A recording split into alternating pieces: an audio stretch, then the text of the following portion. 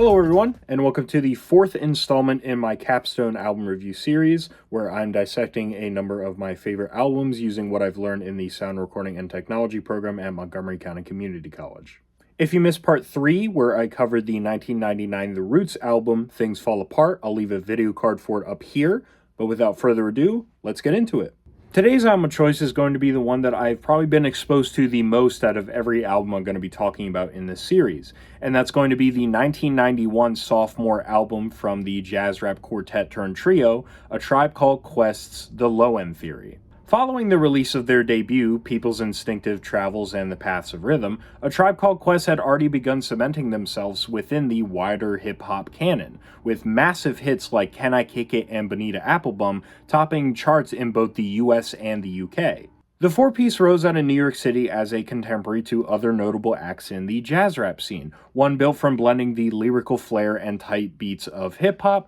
the laid-back and cerebral samples taken from jazz, as well as the anthemic qualities of dance music. Some of these acts include the likes of Brand Nubian, Diggable Planets, and the prolific De La Soul, whose output extends to as recent as last year with the release of Cabin in the Sky, an album that commemorated the late member Trugoy the Dove, who unfortunately passed away back in 2023. Since Tribe's debut, the quartet lost founding member Jerobe White, who wouldn't return until the group's 2016 comeback album commemorating the loss of fellow Tribe MC Phife Dawg, yet the group still made haste in pushing out their highly anticipated sophomore record the following year. The result was The Low End Theory, an album that has received widespread critical acclaim in the decades since its release, and is commonly considered among, if not the very best, in their discography. It's my personal favorite within the group's catalog, and I think it's a flawless showcase of their wit, personality, and their immaculate ear for sampling and danceable beats.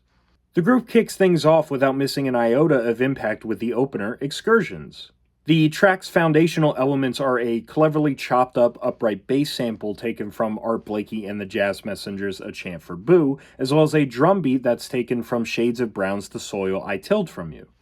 Both Q-Tip and Phife spend a large portion of the track rapping about their place within the current world of hip-hop, as well as the good vibes that they're going to lay out across their new LP. However, Q-Tip actually starts the song with a personal verse regarding a conversation he had with his father as a teenager. In a clever fashion, Q speaks on the cyclical nature of music, whereas musical trends will die out and eventually get revived once they're deemed cool or eccentric again. A conversation that feels very appropriate given what A Tribe Called Quest has been doing for hip-hop through the usage of clever and catchy samples, recontextualizing older music to fit a modern beloved style. Speaking of sampling, I'd be remiss not to mention the samples that culminated into one of my favorite Tribe instrumentals ever, Jazz We've Got, featuring a downtuned loop of Jimmy McGriff's Green Dolphin Street that hits on such a cerebral level. The resonant snare in the drum track, taken from 5 Stair Steps' Don't Change Your Love, also gives the song a very live feel to it, as if there's an actual jazz drummer trying to keep a steady rhythm to it all. Also love the lonely saxophone part during the hook, which is also taken from the aforementioned Jimmy McGriff song that plays along the sticky "We Got the Jazz" lyrical repetitions underneath it. That same idea of lyrical repetition is one of the main factors that makes this album's biggest hits like Check the Rhyme fit on the dance floor so well. It's such an anthemic rap banger on all fronts, and the intense booms of sub bass that cause earthquakes beneath your feet, as well as the back and forth of "You on point, Tip?" all the time, Phife, only add to its memorability. It's just one of those songs where it feels nigh impossible to not jump up and get moving to, which I can also say about posse cuts like Show Business featuring up-and-coming rapper Diamond D, as well as Brand Nubian members Lord Jamar and Sadat X. The call and response gang vocals repeating "The Business" are a great touch for the hook, and it features a clever anti-label lyrical focus, an ideology that Tribe has had ever since getting signed to Jive Records. It's also smart how they end up tying this in with the aforementioned Check the Rhyme later in the track list, with Q-Tip saying industry rule number 4080, record company people are shady, so kids watch your back cause I think they smoke crack. I don't doubt it. Look at how they act. It would be wrong of me not to also mention Butter, a track where Phife Dawg recounts a lot of the flings and relationships that he's gotten himself into since his high school years, as well as his personal preferences for natural physical attributes. Q-Tip only appears for the hook on the track, but he makes sure that his appearance is quite the earworm. Phife ends each verse by claiming he's smooth like butter before Tip repeats, "It's like butter,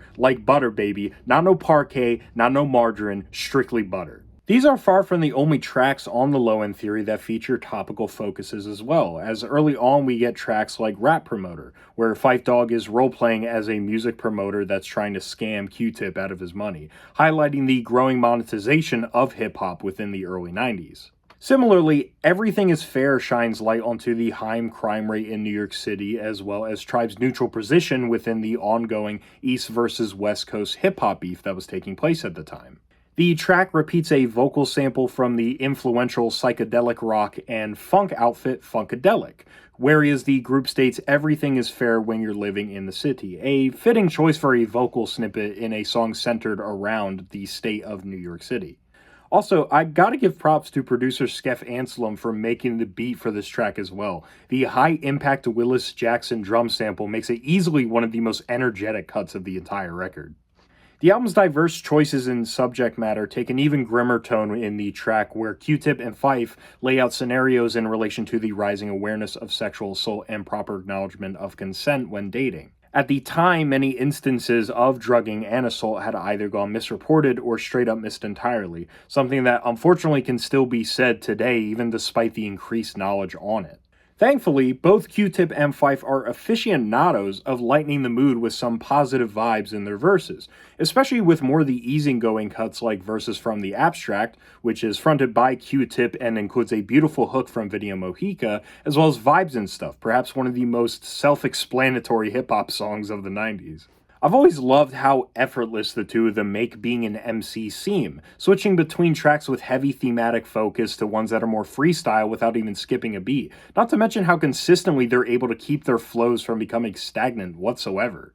Last in the track list, but certainly not least, comes Scenario, another of Tribe's most memorable hits and one of the most explosive ways you can end a rap album, with a no-holds-barred posse cut featuring the likes of the leaders of the new school, notably including Busta Rhymes, whose verse on this track is one of the most impressive of his early career. The bass and organ sample taken from Brother Jack McDuff's Obbligato is such an instantly recognizable sound for me too, and when paired with Jimi Hendrix's Little Miss Lover drum sample, it becomes such a generational and enthralling piece of music that goes practically unmatched within the wider world of 90s jazz rap. Given how long it's been since my first exposure to A Tribe Called Quest, and more specifically the Low End Theory as an album, it's a bit surprising to me how well they've held up throughout my formative years until today. There's been plenty of instances I can remember where albums have started to leave my rotation entirely or have just straight up gotten less interesting for me over time, but A Tribe Called Quest has always stayed both engaging and immensely fun to me. I could go on and on about their original 3-album run from their debut up until Midnight Marauders, or talk about why I think We Got It From Here, Thank You For Your Service is one of the greatest comeback albums of all time. But unfortunately, I only have a small amount of time to gush over my appreciation for what I believe to be their magnum opus. I think the Low End Theory is an album that practically anybody can get into. It's got something for everybody, and the group's appreciation for danceable beats and earworm choruses has already awarded them mass appeal and critical acclaim. It's very much worth your time if you haven't listened to it already, but if you have though, let me know what you think of it in the comments below. Next video, I'm going to be covering a classic album from a trio and solo artist whose combined discography is arguably even more consistent than A Tribe Called Quest, so I can't wait to get into that. I hope you're all as excited as I am, and with that said, I will see you all in the next one.